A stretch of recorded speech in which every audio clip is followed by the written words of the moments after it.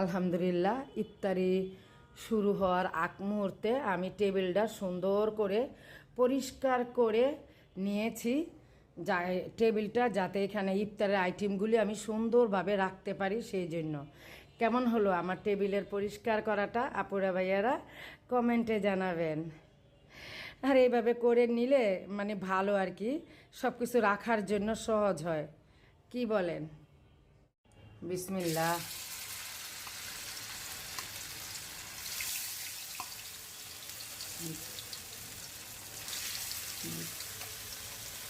ইফতারের আয়োজন চলছে আপুরা ভাইয়ারা, পেঁয়াজু ভেজে নিচ্ছি।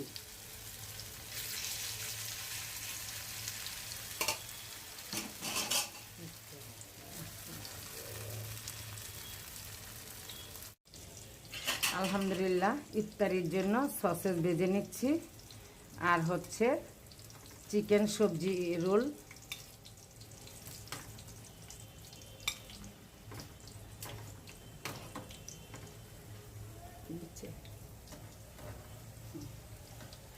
এই যে অল্প অল্প করে নিচ্ছি করে, কারণ মানে মানুষের জনসংখ্যা কম সেই জন্য।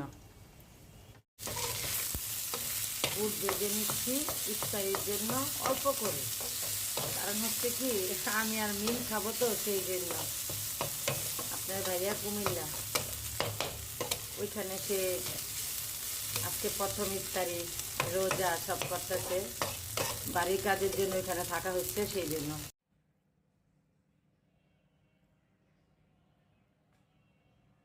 ইফতার সামনে নিয়ে ইফতারের আগ মুহূর্ত যেই বান্দা যেই কোনো নিয়ত করে দোয়া করবে, আল্লাহ পাক তার দোয়া কবুল করবে।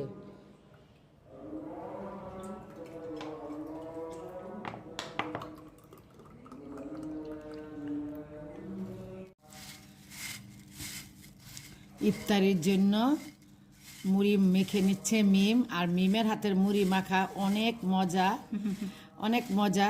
আপনার ভাইয়ার হাতে অনেক মজা, কিন্তু দ্বিতীয় মজা হচ্ছে মিমের হাতে, আর বেশি মজা হচ্ছে আমার বড় মেয়ের হাতে, লিজার হাতের মুড়ি মাখা নুডলস রান্না। ঠিক না মিম? হ্যাঁ, হয়তো। বিসমিল্লাহ। আমার এগুলি সব নিজের হাতের তৈরি, বুট পেঁয়াজু।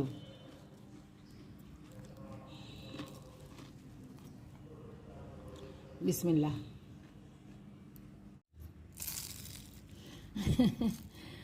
মজা না? অনেক মজা। এটা মিমের অনেক পছন্দ সবজি রোল। এটা আমাদের মিনা বাজারে পাওয়া যায় নিচে।